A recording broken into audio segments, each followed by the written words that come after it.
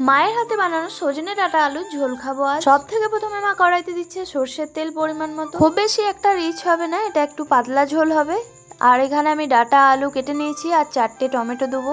একটু টকটক হলেই খেতে ভালো লাগবে এটা। তারপর সর্ষের তেলটা গরম হলে কালো জিরে ফোড়ন দিয়ে, তারপর ফোড়নের স্মেল একটু বেরিয়ে আসলে কেটে রাখা পেঁয়াজ দিয়ে দিতে হবে। তারপরে কেটে রাখা ডাঁটা আলু সব একসাথে দিয়ে ভালো করে ভেজে নিতে হবে লাল লাল করে। তো মা দেখো এখানে খুব সুন্দরভাবে লাল লাল করে ভেজে নিচ্ছে।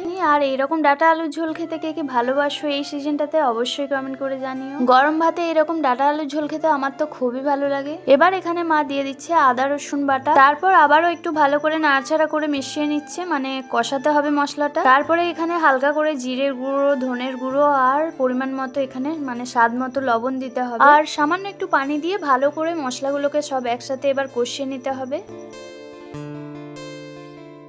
মশলাটা দেওয়ার পর ভালো করে কষিয়ে নিয়ে এখানে কেটে রাখা টমেটোগুলো মা দিয়ে দিয়েছে। তারপর আবারও ভালো করে কষিয়ে নিচ্ছে, একটুখানি পানি দিয়ে দিয়ে ভালো করে কষিয়ে নিতে হবে। তারপর যখন লেগে লেগে আসবে দেখো এখানে পরিমাণ মতো পানি দিয়েছে। পানিটা দেওয়ার পর ভালো করে মিশিয়ে নিচ্ছে সবগুলো চারিদিকে। আর এখানে একটু স্বাদ বুঝে নুনটা দিতে হবে। এখন তো রমজান মাস, দিনে রান্না করলেই অসুবিধা নুনটা চেক করার জন্য, তাও বাড়িতে যদি বাচ্চা কোনো থাকে তাদেরকে দিয়ে চেক করাতে হবে। এবার ফুটে যাওয়ার পর ঢাকা দিয়ে রেখে দিয়েছিলাম। আলু আর ডাঁটা ভালো করে সিদ্ধ হয়ে গেলেই কিন্তু এই পাতলা ঝোলটা একদমই রেডি হয়ে যাবে গরম ভাতে খাওয়ার জন্য। এই সজনে ডাঁটা আলুর ঝোলটা আমার মা খুব সুন্দর রান্না করে আর গরম ভাতে খেলে খুবই ভালো লাগে। তো তাই মাকে দিয়েই আজ রান্নাটা করালাম। তো কেমন লাগলো অবশ্যই জানিও।